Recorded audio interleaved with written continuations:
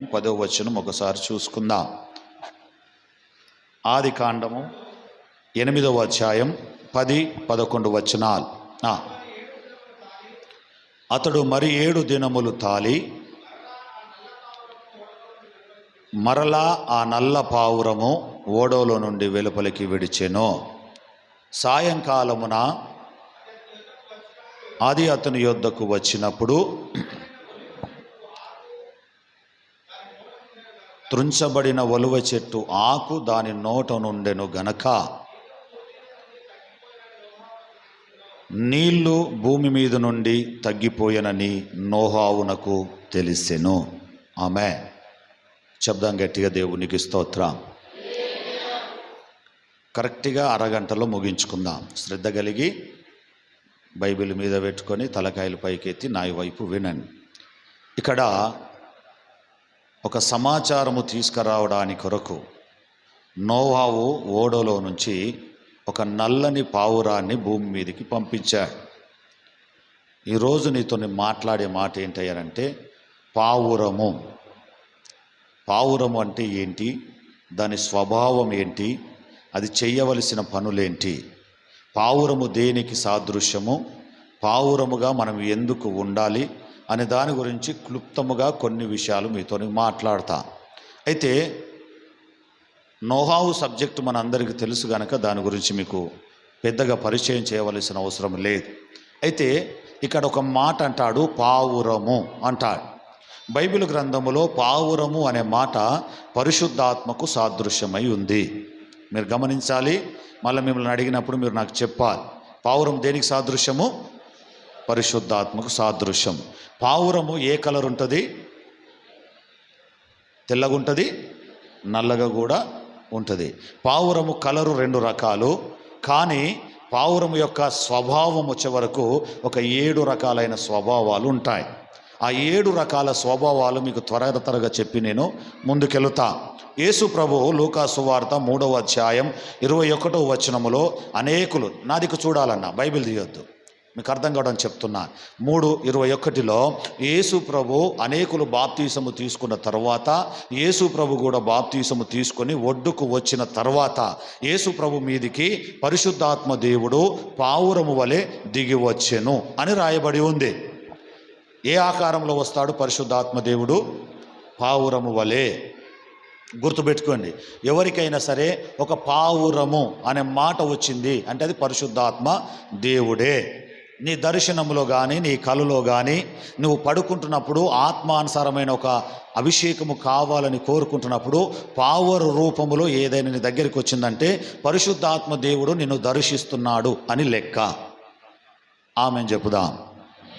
అయితే ఈ పరిశుద్ధాత్మ దేవుడు అతనికున్న స్వభావము నేను ఏమి చెప్తానంటే, నోహావు గారు పావురము ఏ పావురాన్ని వదిలాడు? నోహావు గారు ఏ పావురాన్ని భూమి మీదకి వదిలాడు ఓడలో నుంచి అని చెప్పినప్పుడు అక్కడ రాయబడిన మాట నల్లని పావురం. ఆకారము నలుపే, కానీ స్వభావము మారకుండా అది భూమి మీదకి వెళ్ళినప్పుడు స్వభావమేమో కాకిలాగుంది, గుణము మాత్రము పావురపు గుణము గనక అది భూమి మీదకి వెళ్ళి కళేబరాలనో లేదంటే ఎముకలనో లేదా మాంసమునో కాదు, అది త్రుంచబడిన ఒలివ చెట్టును తీసుకొని వచ్చింది. ఏం తీసుకొని వచ్చింది? ఒలివ చెట్టు. అప్పటి వరకు ఏం జరిగింది భూమి మీద? జలప్రలయం.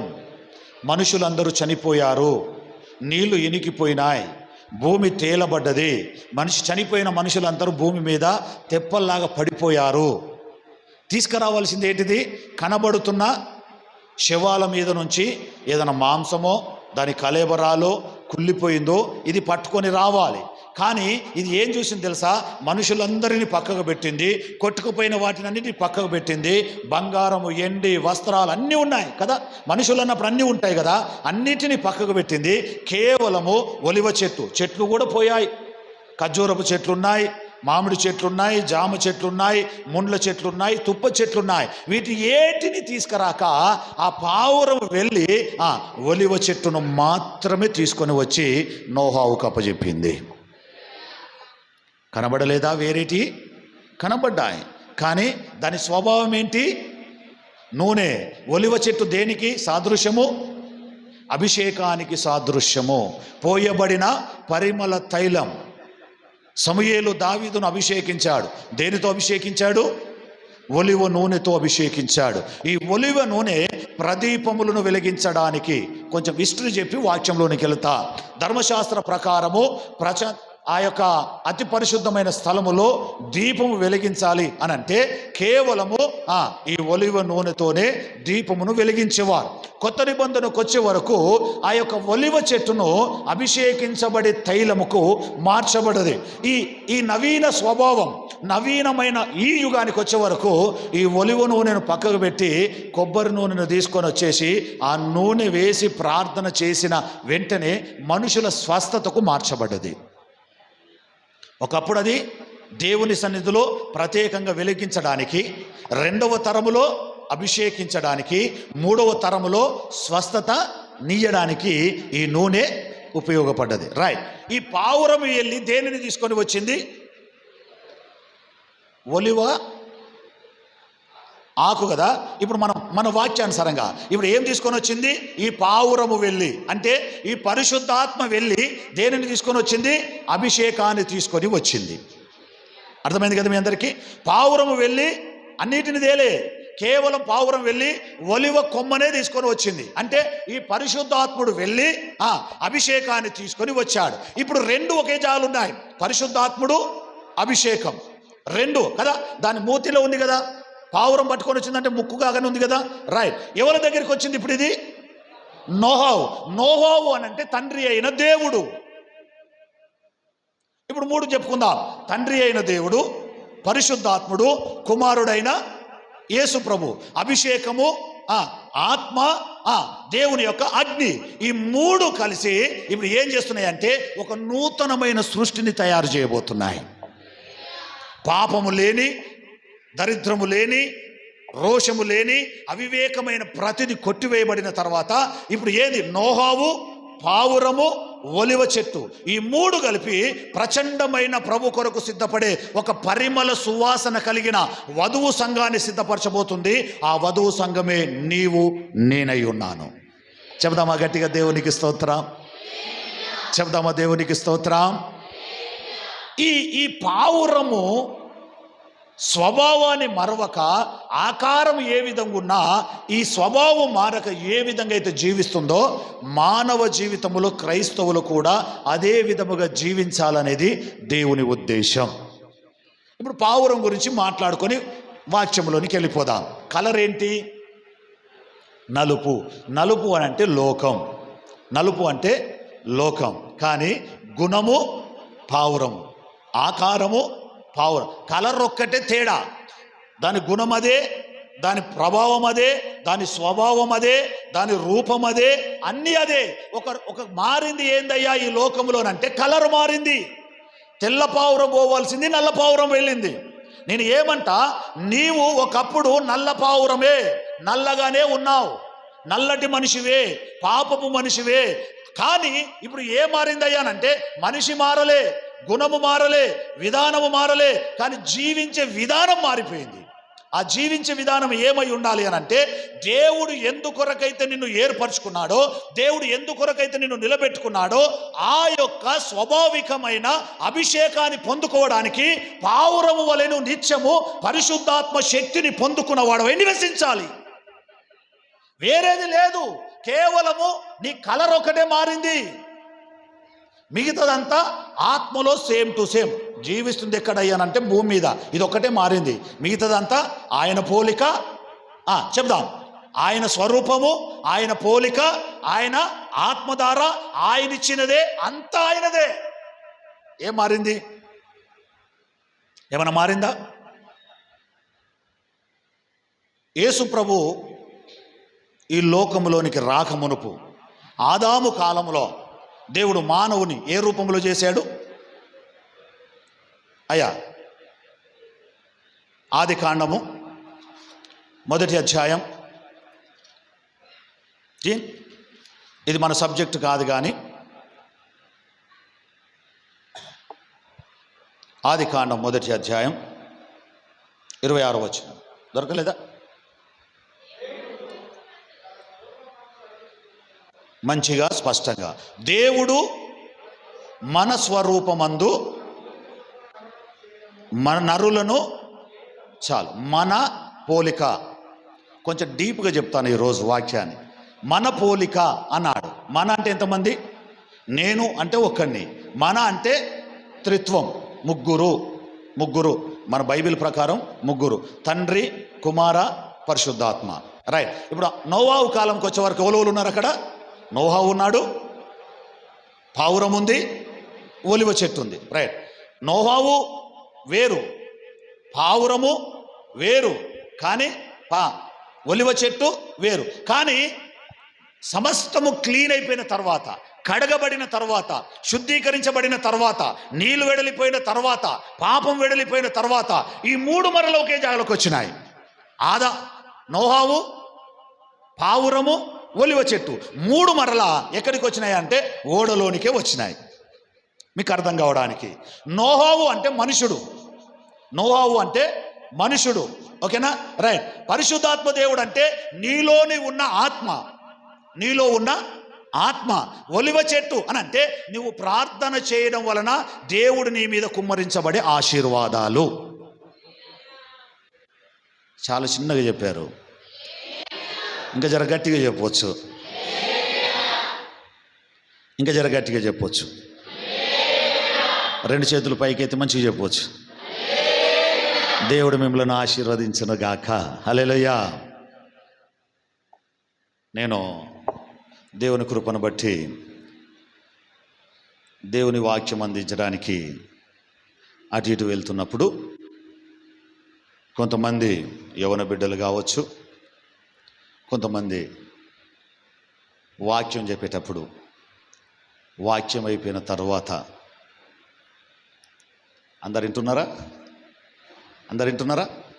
మీ ముఖాలు వింటే నాకేమనిపిస్తుందని అంటే, ఏదో వారం రోజుల నుంచి మీకు తెలుసో లేదో అసలు విషయం చెప్పడం మర్చిపోయా. మీ పాస్టర్ అమ్మ గారికి బుధవారం నుంచి ఇప్పటి వరకు సివియర్ ఫీవర్ 101. అసలు నాకు పెళ్ళై 20 ఏళ్ళు అవుతుంది. 20 ఏళ్ళలో మా పాస్టర్ అమ్మ గారికి అంత జ్వరం వచ్చింది నేను చూడలే. జ్వరం కాదు కదా, అట్లా అవస్థ పడ్డ చరిత్ర నేను చూడలే. అంత భయంకరంగా వచ్చింది జ్వరం. సరే, నేనేమంటానంటే, మీరందరూ కూడా సేమ్ జ్వరాలు వచ్చినట్టుగా డోలో 650 వేసుకొని ములుగుతూ ముక్కుతూ సపోర్ట్లు కొట్టలేక అంటే ఫేసులు అట్లున్నాయి అని చెప్పి మీకు అర్థం కావడానికి ఒక చిన్న మాట చెప్పాలనుకుంటున్నా. అట్లా ఎవరు లేరు కదా? అందరు దేవుని స్తోత్రం చెప్పండి మంచి. రైట్.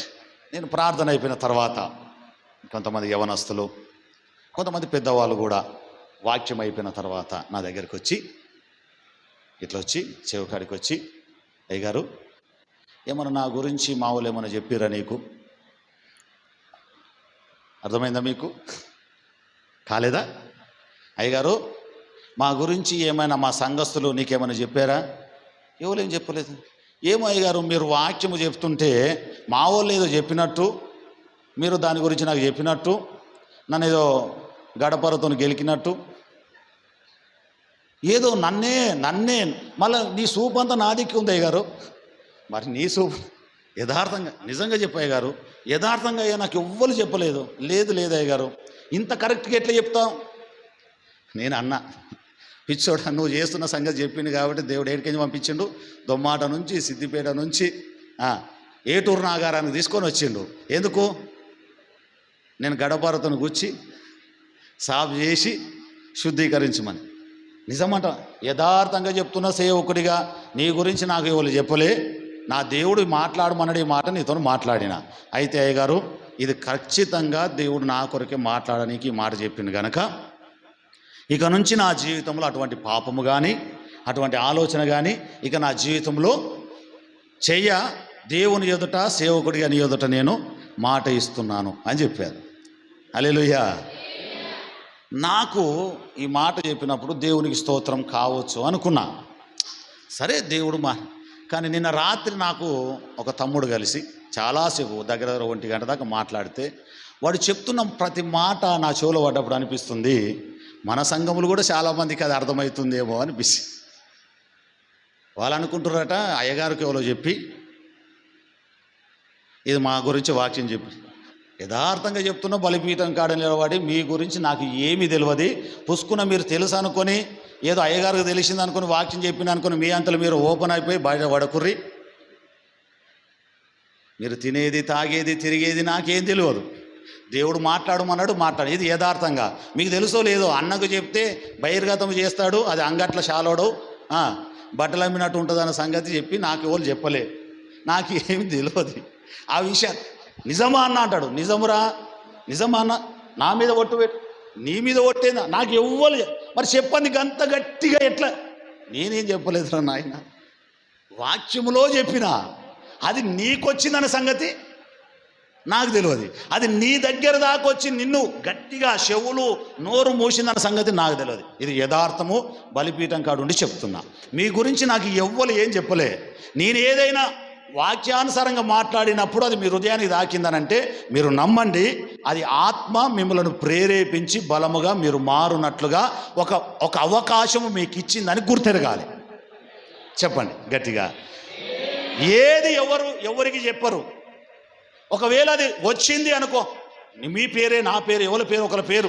ఇప్పుడు ఎలిజబెత్ అమ్మకు ఏదైనా తప్పు చేస్తుంది, దేవుని వాక్యం వచ్చింది. ఎలిజబెత్ అమ్మ గురించి జకరియా చెప్పలే, జకరియా పిల్లలు చెప్పలే, పక్కపొంటోళ్ళు చెప్పలే. పరిశుద్ధాత్మ దేవుడే ఎలిజబెత్ అమ్మ మారాలి, మళ్ళొక అవకాశము దేవుడిచ్చి ఆ మాట జరిగిస్తున్నానని ఎరగాలి తప్ప మీరు వడొద్దు. డైరెక్ట్గా అయ్యగారికి తెలిసింది కదా అని చర్చిలకే పట్టుకొని రావద్దు. ఏది కూడా పాపము, చర్చిలకు పట్టుకొచ్చేది పాపము. ఆ పాపం పట్టుకొని రావద్దు. యేసు రక్తమే చేయం. ఇంకొక మాట చెప్తా యవనస్తులకు, ఎందుకంటే నేను కొంచెం బాగా డీప్గా వెళ్ళిపోయినా. నిన్న 1 గంట నాకు నిద్ర పట్టలే, 4 గంటల దాకా. వాడు పోయిన తర్వాత కూడా 3 గంటలు నిద్ర పట్టలే. యథార్థం బలిపీఠం కాడున్నా. ఒక ఇన్స్టాగ్రాములో ఇన్ని రకాల ఫోన్లు చేయొచ్చు, ఇన్ని రకాల ఆఫ్లు చేయొచ్చు, ఇన్ని రకాల ఆన్లు చేయొచ్చు అనేది నాకే తెలియదు. ఒక ఫేస్బుక్ను ఇన్ని రకాలుగా వాడొచ్చు, ఇన్ని దరిద్రాలకు అది ఉపయోగమవుతుందన్న సంగతి నాకు వాడు చెప్పేదాకా నాకు కళ్ళే మూసుకుపోయినాయి. నేను అనుకుంటే ఏదన్నా ఫోన్లు చూడనీకో రీళ్లు చూడనీకో అనుకున్నా, కానీ ఇటువంటి నా దగ్గరికి ఇట్లా వచ్చేనా ఏదైనా మీ అయ్యవనని ఊకుంటారేమో, కానీ నేను సొలొమోను పాస్టర్ అంత మంచోని కాదు, మీ అయ్యలంతా అస్సలు మంచోని. నేను ఏర్పడకుండా చర్మం తీసేస్తా, ఏర్పడకుండా శరీరం మీదకించి. యవనస్తులారా, మీ ఫోన్లు కానీ మీ మాటలు కానీ నాకు వినబడకపోతుండొచ్చు, మీ తల్లిదండ్రులకు వినబడకపోతుండొచ్చు. అభిషేకము కలిగిన సంఘం ఇది. ఏ సంఘం ఇది? ఆల్తు ఫాల్తు సంఘము కాదు. ఏదో జనాలు కూడాలని, మంది రావాలని, సప్పట్లు కొట్టాలని వచ్చి 4 మాటలు చెప్పేది కాదు. పరిశుద్ధాత్మ అభిషేకము చేత నడపబడుతున్న సంఘము. మీరు ఏది చేసినా పరిశుద్ధాత్మ దేవుడు బలిపీఠము కాడి నుంచి మీతో మాట్లాడతాడు. మారకపోతే శిక్ష వస్తుంది మీకు. ఒకవేళ దేవుడు శిక్షించిన తర్వాత ఏదైనా మిగిలితే ముగింపు కార్యక్రమం నేను చేస్తా. యవనస్తులకు చెప్తున్నా, ఆమెను చెప్పండి రా. చింటూ ఆమెను చెప్పురా. ఆమెను అన్నాడు. మీరు నా దిక్కు చూడాలి. పేరు ఏదో యవనస్తులు పెళ్లిగానులు ఉంటారు కాబట్టి వాళ్ళ పేరు చెప్తా. చెప్పినప్పుడు మీరు ఏమనాలో నన్ను చూడాలి. చెప్పండి బిడ్డ, ఆమెను చెప్పండి. వెరీ గుడ్, హల్లెలూయా. నా కొడుకు నీ కొడుకు అనేది ఏముండదు, అంతా అయ్యగారు కొడుకులే, అయ్యగారు బిడ్డలే. చెప్పండి బిడ్డ, అవునా కాదా? మీకు సపరేట్ ఏం లేరు. మీరే నా పిల్లలు అయినప్పుడు మీకు పుట్టిన వాళ్ళంతా ఎవరో పిల్లలు కారా? ఏమి ఇడిచిపెట్టుకుంటారా? ఏమి మీరు అట్లా అనుకున్నా నేను ఇడిచిపెట్టుకునేటోడు కాదు. నేను యేసు ప్రభు లెక్క. మీరు చేతి ఇడిచినా నేను గట్టిగా పట్టుకుంటా. మార్చేదాకా, కడిగేదాకా, రాసేదాకా. చేస్తే గీస్తే నేనే పెళ్లి చేయాలి, కానీ మీ అంతలు మీరు చేసుకునేరు. ఆయనతో ఉన్న ఇజ్జత్ పోతుంది నాదు. బాగా చెప్తాడు జీవన్ రాజు పాస్టర్ చుట్టంతా తిరిగి, కానీ ఆయన సంఘంలో ఇట్లా చేసుకురట.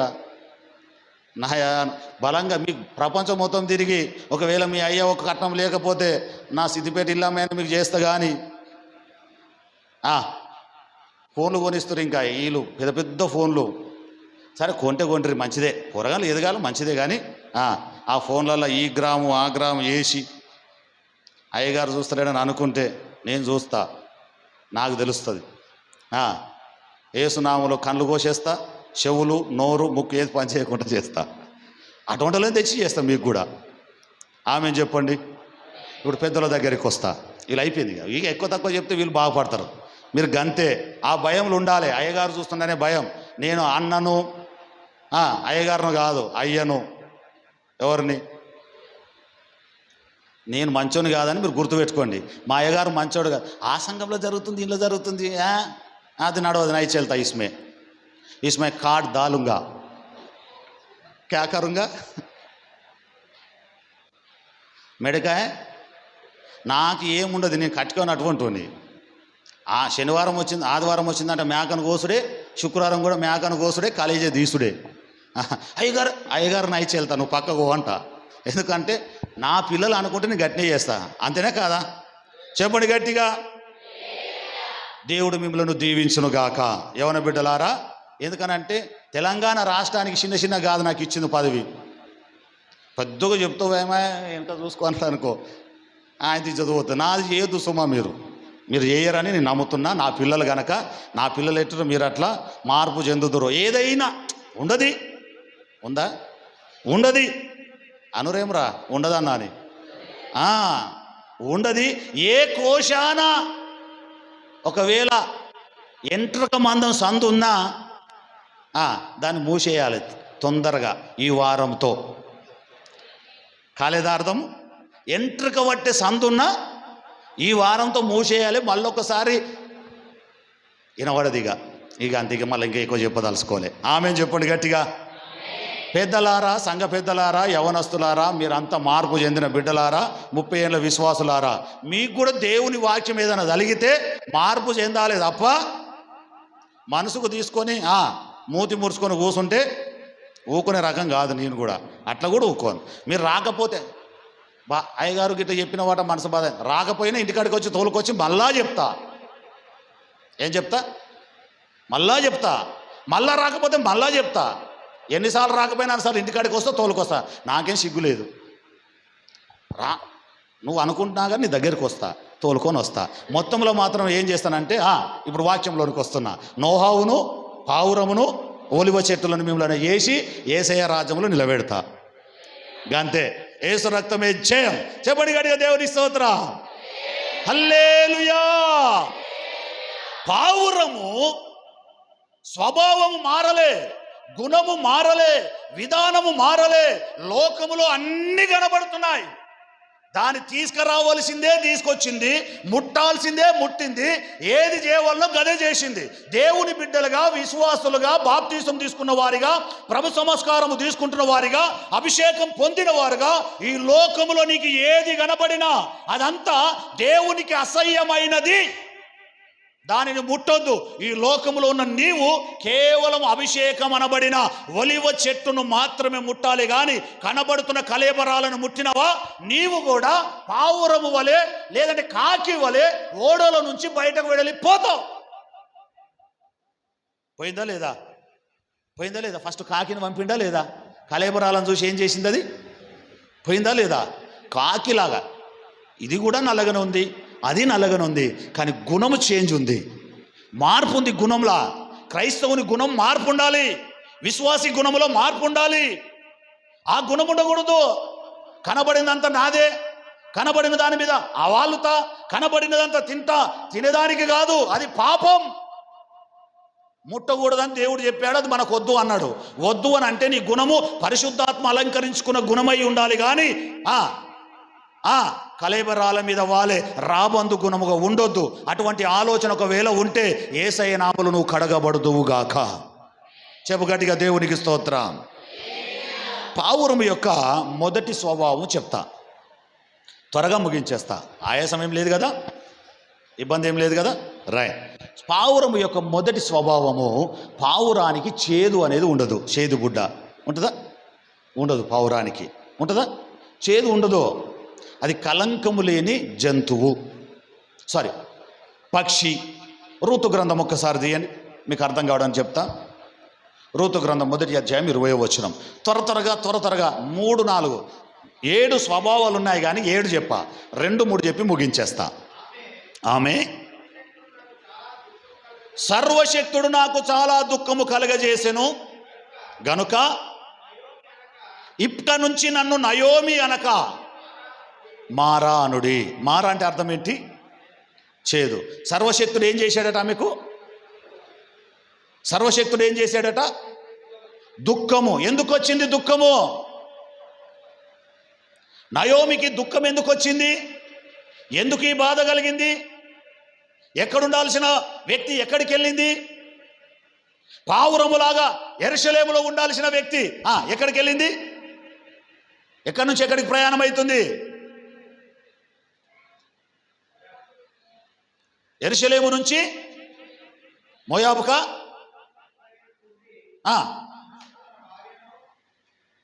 పిల్లలను వెంటబెట్టుకొని ఎక్కడి నుంచి ఎక్కడికి పోతుంది?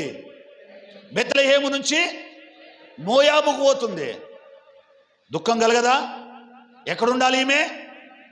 నయోమిగా ఉండాలి అంటే బెత్లెహేములోనే ఉండాలి. నువ్వు బెత్లెహేములో ఉండాల్సిన వ్యక్తివి. లోకాశలకు మరలి, తిండికి మరలి, సుఖానికి మరలి, కష్టము చేయలేక, బాధలను ఓర్చుకోలేక ఇక్కడుంటే ఈ కరువులో నేను ఉండలేనని ఇక్కడి నుంచి కనబడుతున్నదంతా మంచిదే, అక్కడ పోయి తింటా అనుకున్నది. ఏమైపోయింది? నయోమి ఏమైపోయింది? మారాగా మారిపోయింది. ఆశీర్వాదకరమైన బిడ్డ ఇప్పుడు ఏమైపోయింది? చేదు. హల్లెలూయా. అబ్రహాము దగ్గర ఉన్నంతసేపు లోతు చేతులు కట్టుకొని ఉన్నాడు.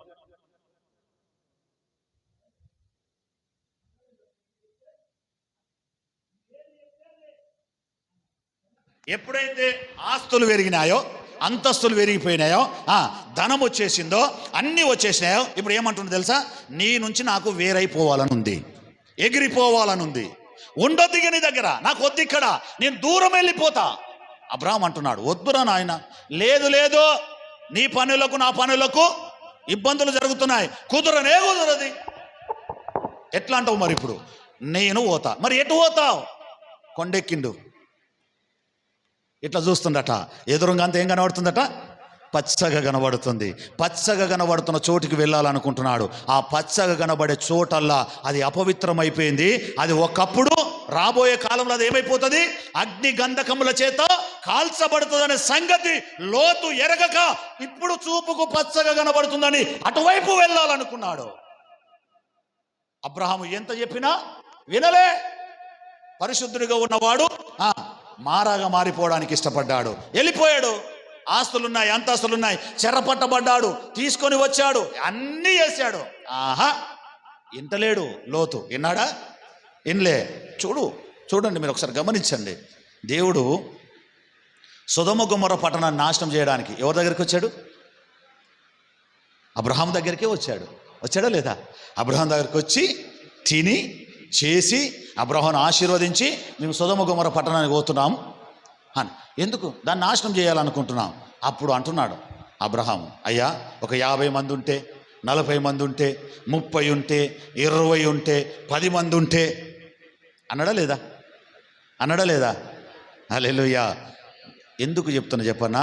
కష్టమైన, నిష్ఠూర్కమైన, ఇబ్బంది అయినా, మనుషులతో అవమానమైన, శరీరము ఒకవేళ సుఖానికి దూరం అయిపోయినా నువ్వు నిలబడవలసిన స్థలములో నిలబడితే దేవుడు నీతో నిశ్చయముగా మాట్లాడతాడు. సుఖం వస్తుంది, దూరం వస్తే సుఖం వస్తుంది. దూరంలో దేవుని విడిచిపెట్టావనుకో, తాగుడు దొరుకుతుంది, తినుడు దొరుకుతుంది, అన్ని దొరుకుతాయి, అంత మంచిగానే ఉంటుంది. కానీ దేవుడు దూరం అయిపోతే అగ్ని గంధకముల చేత కూడా కాల్చబడతావు అక్కడ. అది మంచిది కాదు. సొదొమ గొమొర్రా పట్టణం చూపుకు మంచి కనబడుతుందేమో. హల్లెలూయా, హల్లెలూయా. చెప్దాం గట్టిగా. మనుషులతో సావాసం చేయడానికి ఇష్టపడతామా? మందిరంలో సావాసం చేయడానికి ఇష్టపడతామా? నోరు తెరిచి గట్టిగా చెప్పాలి. 100% మందిరములో సావాసం చేయడానికి ఇష్టపడం, మనుషులతో సావాసం చేయడానికి ఇష్టపడతాం. ఆ మనుషులతో సావాసం చేయడం అంటే సొదొమ గొమొర్రా పట్టణంతో సావాసం చేసినట్టే. చూడండి, అబ్రహాం ఏమో తండ్రి ఆ పట్టణాన్ని కాపాడమని వేడుకుంటున్నాడు. ఈ సొదొమ గొమొర్రా పట్టణాలు ఏం చేస్తారో తెలుసా? లోతు కుటుంబాన్ని తప్పించడానికి వచ్చిన వాని వెంబడి పడుతున్నారు. ఎంత దరిద్రమైనది! ఆ మాటికి చూపుకు అందముగా రమ్యముగా కనబడి ఆదాము దీన్ని కూడా గదే పాపం చేశాడు. చూపుకు అందంగా కనబడ్డదని తిన్నాడు, పాపంలో పడిపోయాడు. ఆ పాపపు దరిద్రము తరతరాలు మనుషులు వెంబడి పడిపోయింది. సొదొమ గొమొర్రా పట్టణానికి ఒకవేళ లోతు పోకపోతే ఈరోజు ఈ మోయాబు అనే సంతానం అక్కడి నుంచి రాకపోయేది. వచ్చేదా? వచ్చేది కాదు. ఈ మోయాబు సంతానం లోతు పిల్లల నుంచి వచ్చింది. ఈ లోతు పిల్లలు చేసిన పాపం, దానికి పాపానికి మొదటి బీజం ఏందయ్యానంటే అబ్రాహామును వదిలిపోవడం. ఈ అబ్రాహాము ఎందుకు వదిలిపోయాడనంటే సుఖభోగములకు ఇష్టపడి. నువ్వు దేవునికి దూరం వెళ్ళిపోతున్న ప్రతిసారి ఒక శాపగ్రస్తమైన దానిని నీ జీవితంలో నువ్వు కొని తెచ్చి పెట్టుకుంటావని గుర్తుపెట్టుకో. చెప్పు గట్టిగా, దేవునికి స్తోత్రం. దేవుని దగ్గరగా ఉండి పావురము వలె చేదు లేని వాడిగా దేవుని ఎదుట మోకరించాలనే దేవుని ఉద్దేశం. నీ ఆలోచన ఎంతనంటే నేను పావురానే, కానీ నన్ను చేతులు వదులు ఒకసారి. ఏం చేస్తా? లోకం మీద ఏం కనబడుతున్నాయి? 40 దినాలు భూమి మీదకి నీళ్ళు వచ్చి ఆవిరి వెళ్ళిపోయిందే. ఇప్పుడు ఏమున్నాయి? కొంగలు, బాతులు, బీతులు, మనుషులు, విలుసులు, అబ్బా అనేకమైన కలేబరాలు, కార్జము, తిల్లి, బోటి, గుండెకాయ, మొకాల బొక్కలు, కాళ్ళ బొక్కలు, తలకాయలు, అబ్బో పిట్టెలు, కంజులు, బురకలు, అబ్బా ఒక్కటా రెండా నానా రకాలు. దరిద్రం రా నాయన. అదంతా ముంచేస్తుంది. అంతా ఏం చేస్తుంది? ముంచేస్తుంది. అంతా ముంచేస్తుంది. ఆ ముంచేయడం ఏం దాకా తీసుకొని వచ్చింది అనంటే నరకములోనికి ఒక సంతానాన్ని తీసుకుపోయేదాకా తెచ్చింది. దేవుడు చెప్తున్నాడు ఈ మధ్యాహ్నం, నీవు పావురము వలె ఉండు, తుంచబడిన ఒలివ చెట్టును తెచ్చినట్టుగా పరిశుద్ధమైన జీవితాన్ని తిరిగి దేవుని యొద్దకు తీసుకొని పోవాలి. ఈ లోకములో నుంచి ఏం చేయాలి?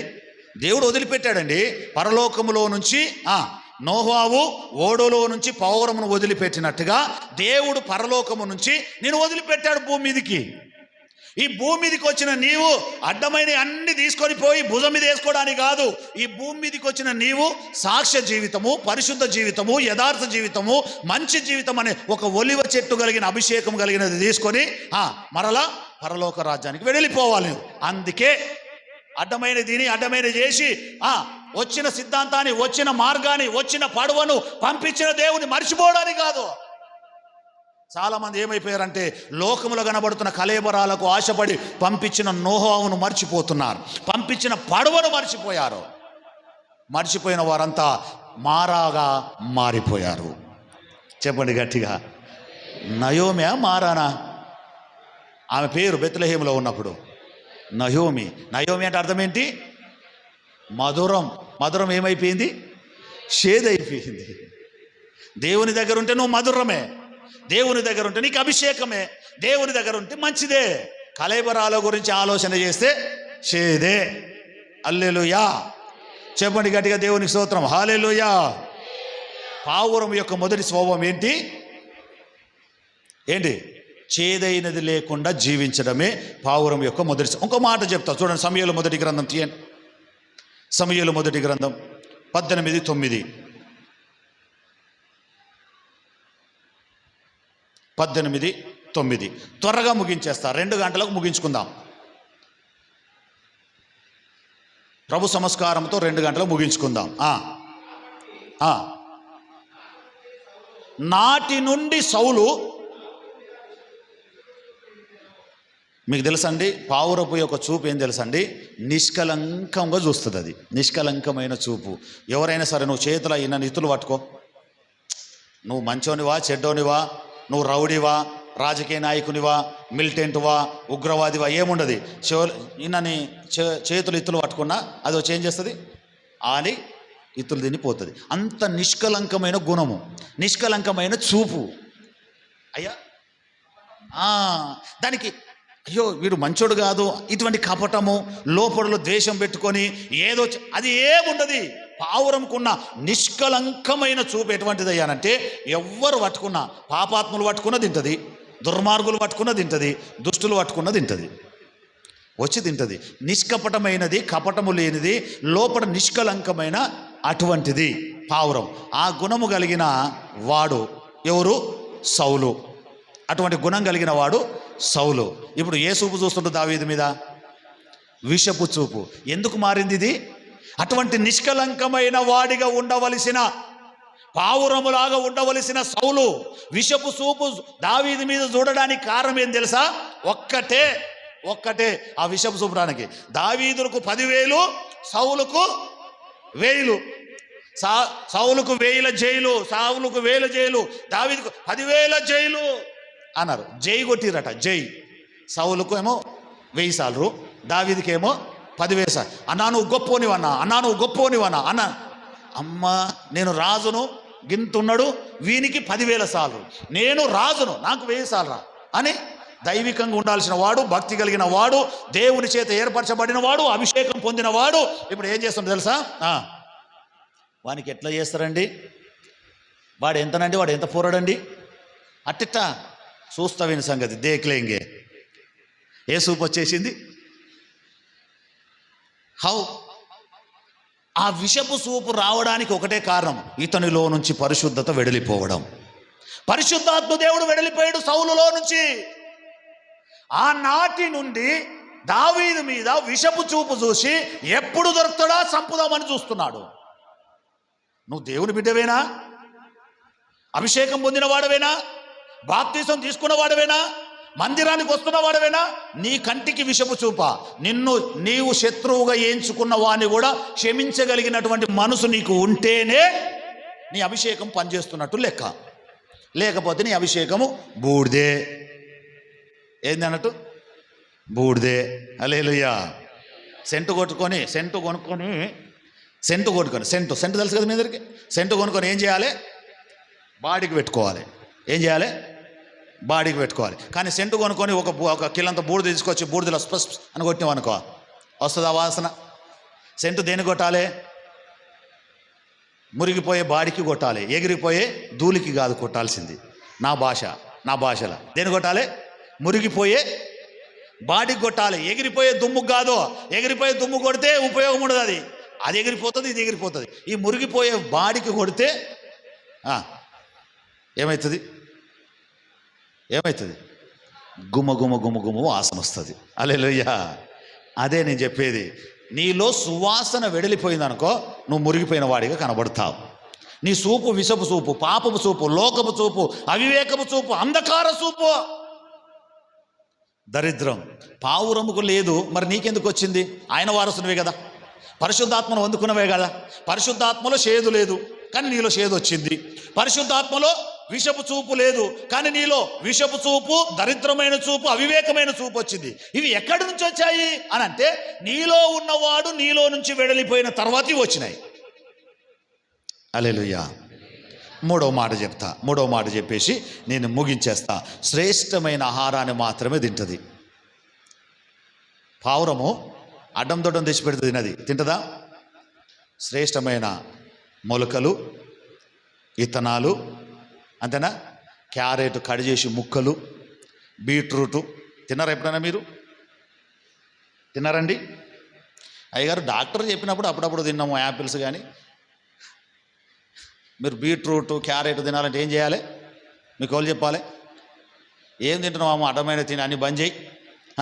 పొద్దుగాలేసి ఎవరైనా క్యారెట్ బీట్రూట్ తిను, మధ్యాహ్నం 4 సేపులు తిను, రాత్రికి సంత్రాలు తిను అంటే, ఓయ్యా ఏదో చెప్పి నువ్వు లేని పనులు ఎందుకు 200 పెట్టి తీసుకురాపో. అంతేనా? ఎప్పుడు తింటాం మనం శ్రేష్టమైనది? రోగం వచ్చినప్పుడు అని చెప్పుకోండి. ఎప్పుడు తింటాం? అంతే కదా. ఊకే తింటామా? తింటారండి? ఎవరైనా ఉన్నారా ఊకే రోజుకో యాపిల్, రోజు పొద్దున క్యారెట్? మా పాస్టమ్మ కాక మిగతా వాళ్ళందరూ చెప్పండి. ఎందుకంటే ఆమె రోజు పొద్దుగా లేచి 2 క్యారెట్, 10 గంటలకు బీట్రూటు, 12 గంటలకు ఒమోగ్రానేటు. ఆమెదో కథ, మాదో కథ ఉంటుంది, ఆమె కథ ఉంటుంది. నా బిడ్డదొకటి, నాదొకటి. మాకేమో కోళ్ళు, తలకాయలు, బోటి మాకు కనబడుతాయి. మా ఇద్దరికి ఇవి కనబడతాయి. ఎప్పుడు కళలు కూడా అవే కనబడతాయి. లేవగానే పప్ప అంటదా? ఏంది? సరే. ఆమెకు మాత్రం ఎప్పుడు క్యారెట్, ఫ్రిడ్జ్లో ఏముంది, బీట్రూటు, మొలకలు, శనగలు, బఠానీలు. అయ్యో అది మీకు చెప్పరాదు నా గోస. నేను దేవునికి చెప్పుకుంటా కొన్నిసార్లు. ఏం ప్రభా ఏం అన్యాయం అయిపోయి. మటన్ మాకొని సాంబార్ చేసుకుంటుంది. సాంబార్ పోసుకోకపోతే ఓ బాధనే. ఒకసారి టేస్ట్ చేయంటది. మటన్ వండుతుంది, పప్పుచారు టేస్ట్ చేయంటది. ఇప్పుడు మటన్ తినకపోతేనేమో మనసు ఒప్పదా, పప్పుచారు తినకపోతేనేమో పాస్టర్ ఒప్పదా. ఎన్ని బాధలు ఉంటాయి అనుకున్నావు? నాటువంటి బాధలు మీకు ఎవరికి రాకుండాను గాక. అందరు కలిసి ఏకంగా ఒకే మటన్, ఒకే చికెన్, ఒకే బోటి కలిసి భోంచేద్దరు గాక. తింటారు. స్పందన తింటుంది. హల్లెలూయా. సరే, ఏ ఆహారం తింటుందట? శ్రేష్టమైనది. యేసుకేలు గ్రంథం 3వ అధ్యాయం 3వ వచనం. అప్పుడప్పుడు మిమ్మల్ని లేపడానికి అట్లా చెప్తా. యేసుకేలు గ్రంథం 3వ అధ్యాయం 3వ వచనం. 2 మాటలు చెప్పి ముగించేస్తాయిగా.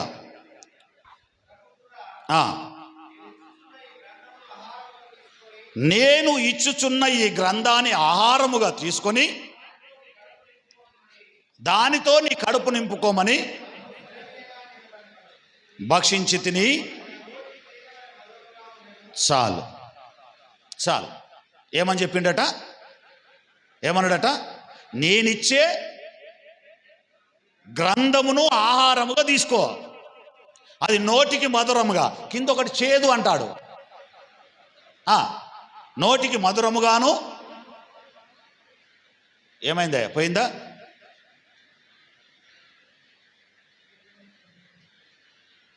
యేసుకేలు గ్రంథం 3వ అధ్యాయం 3వ వచనం.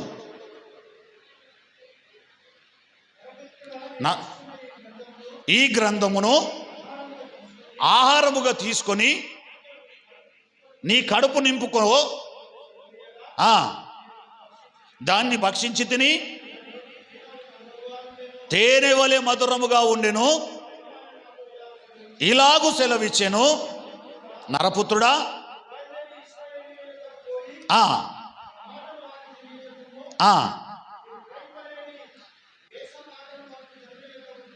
కాదు,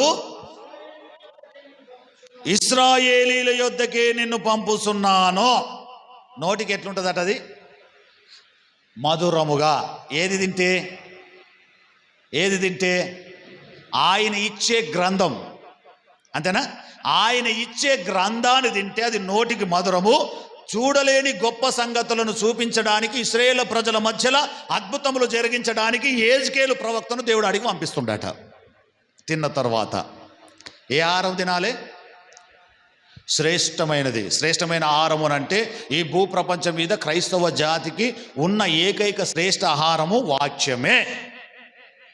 అదే శ్రేష్టమైనదిగా.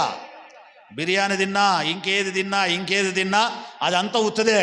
క్రైస్తవ సమాజానికి శ్రేష్టమైన ఆహారము భూమి మీద ఏదైనా ఉందా? నువ్వు పావురముల వలె తెల్లగా ఉండడానికి, నిష్కలంకముగా ఉండడానికి, చేదైనది నీలో పుట్టకుండా ఉండడానికి శ్రేష్టమైన ఆహారము నువ్వు భుజించాలి అని అంటే నిత్యము దేవుని వాక్యమును నువ్వు వినాలి. హల్లెలూయా. అది భుజించాలి. అది హృదయానికి ఏం చేస్తుందట? మధురముగా కనబడుతుందట. హల్లెలూయా. ఏది తినడానికి ఇష్టపడతాం మనం? ఏది తినడానికి? మీకు ఒక మాట చెప్పి ముగించేస్తా. వాక్యములో కూడా కొన్ని ఇష్టమైన గ్రంథాలు ఉంటాయి. తెలుసా మీకు? బైబిల్ గ్రంథంలో ఇష్టమైన గ్రంథాలు, చదవవలసిన గ్రంథాలు, చదవకూడని గ్రంథాలు ఉంటాయి. తెలుసా మీకు? అంటే మొత్తం జనరల్గా చెప్పట్లే. కొంతమందికి చదవగలిగిన గ్రంథాలు ఉంటాయి, కొంతమందికి చదవలేని గ్రంథాలు ఉంటాయి, కొంతమందికి ఇష్టమైన గ్రంథాలు ఉంటాయి, కొంతమందికి ఇష్టం లేని గ్రంథాలు ఉంటాయి. నీకు అర్థం కావడానికి చెప్తా. ఇప్పుడు యవనస్తులు ఉన్నారనుకో, సామెతల గ్రంథం చదవాలనంటే వాళ్ళకు తలకాయల మీదకించి నరాలని దిగిపోయినంత ఫీలింగ్ వస్తుంది. చదవలేడు. సామెతల గ్రంథం చదవలేడు. ఒక యవనస్తుడు ఉన్నాడు, నాకు తెలిసిన యవనస్తుడు. వాడు పెళ్లి చేసుకోవాలి. ఒక 4-5 సంవత్సరాల నుంచి ఒక అమ్మాయితోని ఫోన్లో చాటింగ్ చేస్తున్నాడు. ఎన్నేళ్ళ నుంచి? మీదికి పరిశుద్ధుడే, ఆమె పరిశుద్ధురాలే. ఆమె లేచి పాట పాడుతుంది, వీడు లేచి పాట పాడతాడు. ఇద్దరు అన్నా వందనాలు అంటారు. పోయిన తర్వాత hi bye, how are you, how to you, how dare you, how like you, ఇవి మాట్లాడుకుంటారు. ఇటువంటి మంచి మిత్రుడు ఉన్నాడు. వాడు పెళ్లి చేసుకోవాలి. ఎట్టి పరిస్థితులు ఏం చేసుకోవాలి? ఆమెను పెళ్లి చేసుకోవాలి. ఈ పెళ్లి చేసుకోవాలంటే ఎవరిని ఇరికేయాలి? అయ్యగారిని ఇరికేయాలి. వాక్యం చెప్పేది అయ్యగారు కదా. మరి వాడు